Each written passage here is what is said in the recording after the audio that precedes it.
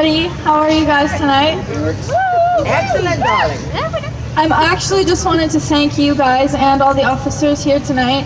I'm so proud that we were able to organize this peacefully and be able to respect everybody's opinions and views on everything, because after all, we are just here to feed the homeless and we're not here to start trouble or anything like that.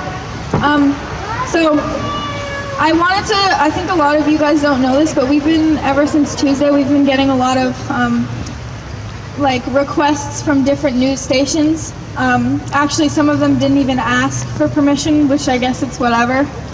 But there's a lot of news stations recently that are trying to slam me and what I do and like Project Phoenix. And basically, there was, I'm not going to say which one it was because I'm not sure, but one of them was like saying how what happened in Hamilton, that there was people who were breaking the COVID laws or the COVID bylaws. CBC, thank you guys very much.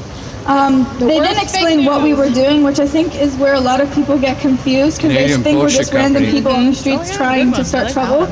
Which in Hamilton, just like right now, we were doing the exact same thing, just gathering and feeding and clothing, and we weren't even talking. Oh, thank you. We love you too. Anyways, Some people aren't human. Oh, Woodstock is ruthless. That's okay. I think that man just needs a hug. It's been a while, probably. He's scared. It's okay. I understand where he comes from. Some people are angry. Some people are upset. That's perfectly okay. They need to stand in our point of view, though, and see why we're here. I think just like the article that was put out about us, they were saying that we were just doing anti-mask protests and lockdown protests and stuff like that, but there was nothing even to do with that. They basically told everyone who read that article that we were anti-mask because we weren't wearing masks outside, which is, it's not a bylaw or even a law in Canada to have to wear a mask outside. Which I don't even know why they enforce it, because if it's not a bylaw or a law, why does it matter? So anyways, there's been a good few articles. There was one, I think it was Hard FM or something like that, and they actually put like I tried to say that I'm from Owen Sound, but they actually put my hometown, like exactly where I live, like the small little town. And there was people in the comments of that article being like, oh great, now we know where she lives and stuff like that. And there were some threats and stuff like that too, which kind of worries me, but I think a lot of people are just internet warriors at this point, and they just say a lot of stuff, just like the person that just yelled at us. He'll yell something driving by, but if he was walking by or had a full-on conversation with you, he wouldn't say that. Yep. Because they're just sheep. They're just following what the government is saying. Scared. I don't blame them. They haven't had the chance to have their eyes opened. So I want to tell you guys about the second reason that I'm here. First reason is homeless. Feeding homeless, of course. That's what Project Phoenix is all about. But I also love spreading awareness and talking to people, like audiences, about children's mental health and how we've been affected with all the COVID measures and stuff like that. So I remember the exact day that they told us that we were going to get locked down. It was actually on my birthday, on Friday, March 13th, 2020. And I remember I got home from school and we couldn't even celebrate or anything like that because we were scared. They told us that there was this deadly virus floating around in the air, and if you went outside you would catch it. And at that point they also said that in no point in time will you ever have to wear a mask anywhere inside a building, because it is bad for your health to have it on. And surgeons and doctors also have even said that it's bad for them because they have to wear it, and they change it, I'm pretty sure it's every 25 or 15 minutes when they're doing operations. Yeah. But we were scared for the first month. I remember we went grocery shopping and I was scared that if I touched something and I went back into the car and touched my mouth or touched something, that I would just die. And I was scared, Mom was scared. We thought that she was at high risk because of her medical condition of her trach. Then we read articles and we saw some things, and we heard about the small group that was gathering at Queen's Park every Saturday. And I'm pretty sure the first gathering that we went to was at the end of April. Yeah, and I remember I saw you, Zoe, and Grace, but I didn't see Bridget until I think a while after. And then kind of we made a bit of a crew. We have like Ellie and Livia and a bunch of other girls and Joey from Toronto. And we speak about like children's mental health and the lockdown and stuff like that. So I think what a lot of people don't know is how badly teens and youth have been affected by the lockdown. Like being trapped in your home for so long and your parents telling you you're not allowed to go places and you're scared that you're going to catch this deadly virus. Because like I just said, I was scared at a point too. I didn't want to leave the house.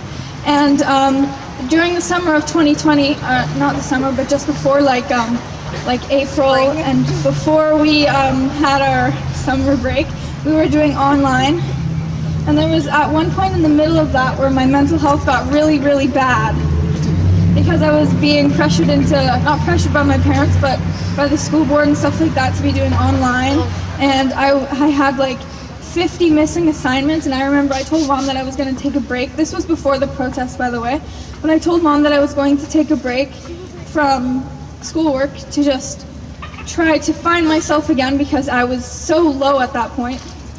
And then I remember getting back onto the laptop 2 weeks after, and I was like, there's literally 50 missing assignments. The teacher had been calling my mom saying that there was apparently, a lot of my friends were saying that I might not pass grade 7. Oh my God. If I didn't do online, which kind of scared me. And I did online for that period of time. Then the summer came, we started going to a bunch of rallies and protests and stuff like that. Then, once August came around, I was talking with my mom in the car, and I told her that I've been going out to the city a lot more and I've been seeing all these homeless people, and that I wanted to find a way to help because I have the resources, I know the people, we know the cities well enough now because we've been there enough. I actually had made friends with some of the homeless before we even started the projects. And I told her that I wanted to make an initiative to whenever we could, do an outreach somewhat like this and feed the homeless and find out their point of view, because there's been a lot of new homeless people on the streets because of the COVID measures and all of the small businesses shutting down and people getting fired. Like there's this one man, Earl, in Toronto. He's dear to my heart. I love him so much. He was fired from his job. I'm pretty sure he was from New Brunswick or something like that. Vancouver. From BC. And he came down to Toronto because he wanted to see his daughter. And he wasn't able to.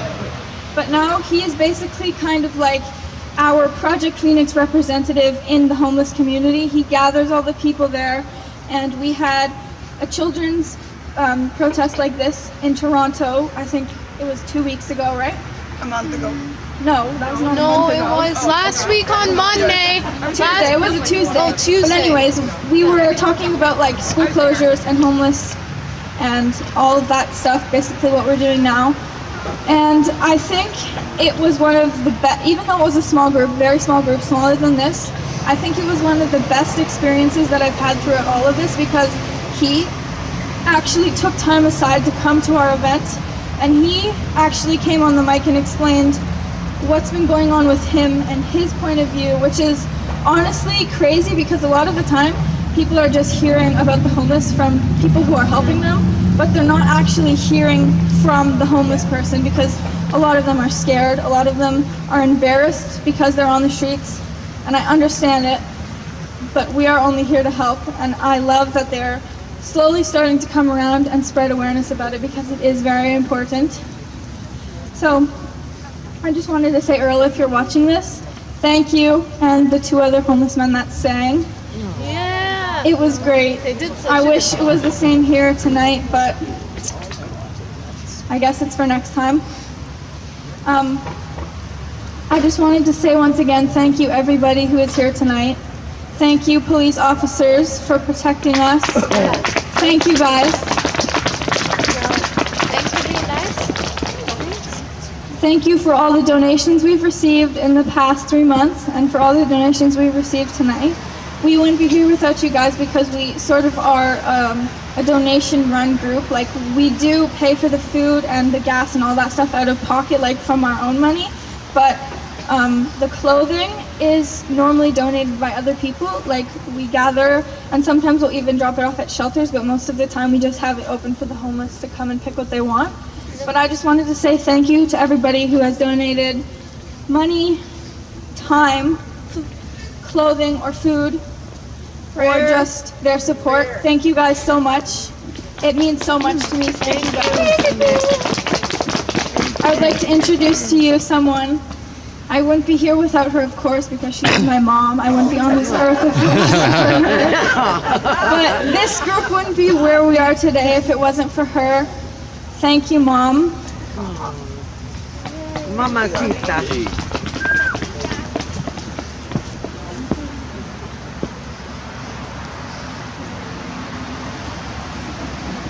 Thank you. She sounds like my little 3-year-old. He's like, I come home at night when we've done an outreach like this, and he goes, "Oh, you're my favorite mommy." And I'm your only mommy. I'm gonna take a minute to tell you, because what's irked me the most this week is people that criticize what we're doing. I want to come from a place of understanding to them.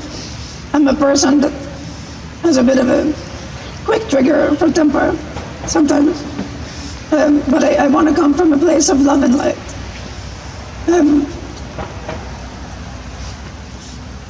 I'm going to tell you in terms of a person that I know out there, and you'll understand. His name's Angelo. He lives in Montreal.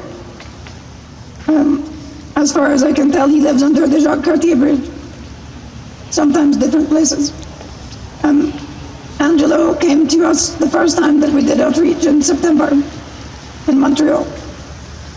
And he stood there. We had all this food: soup, chili, juice, coffee, cake, pie. And I said, "What can I get you?" And he just shook his head and he was crying, big tears. This big, fairly large man. And I said, "What's the matter? What can I do for you? Do you need a coat? Do you need food?" He said, "Sweetheart, I need a hug." So my heart just melted, and I went out there and around the table and I gave him a hug, of course. And he hugged me tight like he'd never hugged a person before. And he looked at me and he was just sobbing, and I said, "Are you feeling better?" He said, "Yes." He said, "Thank you." He said, "I had not hugged a person for 7 years." Wow. So my heart really went out to him, and he's become sort of my best friend up there, I guess. When we go out, I look for Angelo. So 2 weeks ago when we went, I saw him, I was overjoyed because I was so afraid he had died. We hadn't seen him the month before, you see, and I worried so much. But he came along and got his hug. Now, unfortunately, this week, my friend Raphael died out in Montreal. Raphael was 61 years old.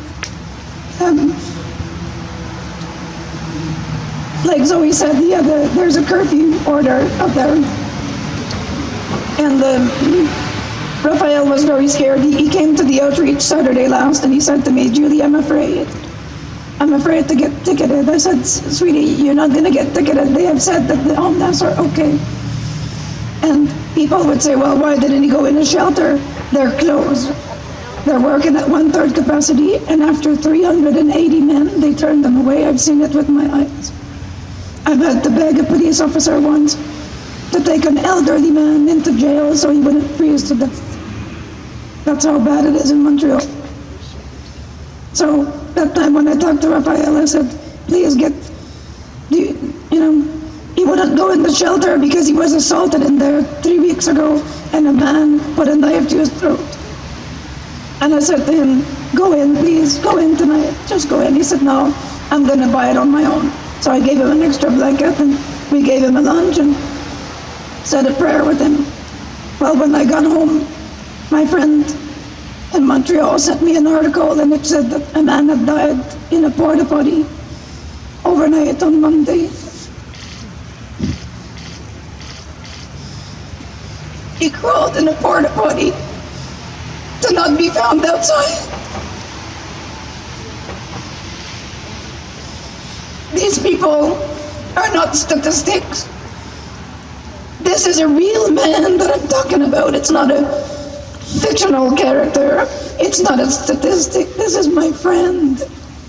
A person that I knew, that I held hands with and prayed with, and that I listened to, and that I even rummaged in a bin with to find underpants because he had none. This is not me saying, oh, some people are homeless. That's way too broad. This is my friend Raphael that died. So maybe we could take a moment of silence and prayer for the ones that didn't make it this year, because I know there's much more than just the one person.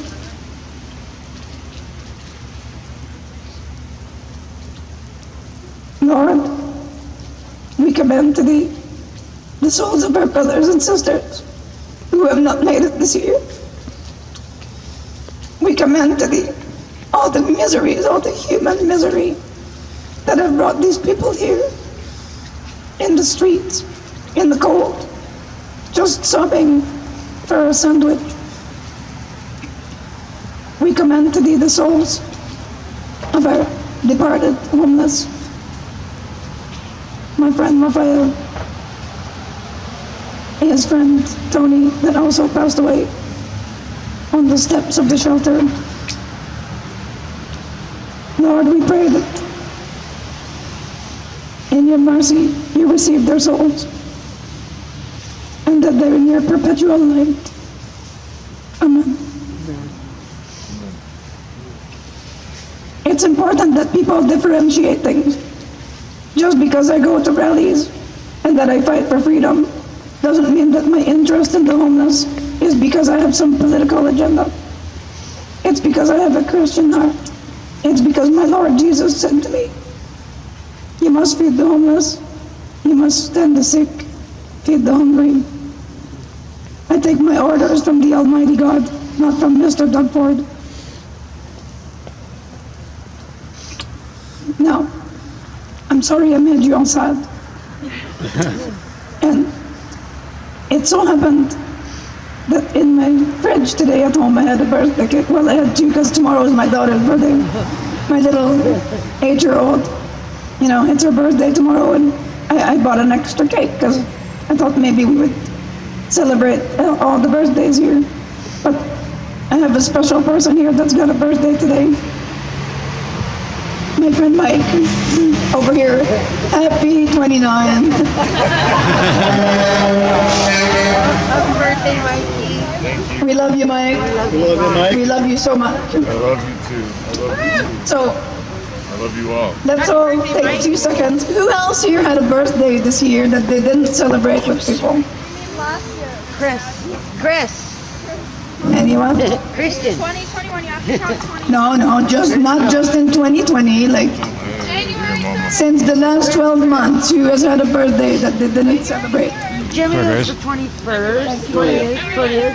All of us. Okay, everybody then can celebrate their birthday right now, okay?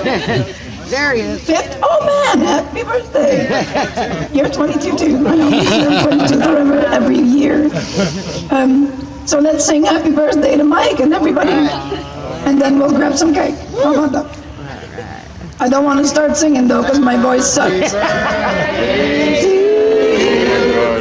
Happy birthday to you. Happy birthday, dear Mom. Everybody. Happy birthday to you. Happy birthday, everybody. And you know what? Love and light. Remember that, and please, groups of 5, okay? Yep. Thanks, people. Yeah, we'll do our best. Since I guess you could say my big brother, since we've been through so much, he couldn't make it today. Just wanted to tell you guys, remember peace, love, and positivity. Yes. Woo! Let's party!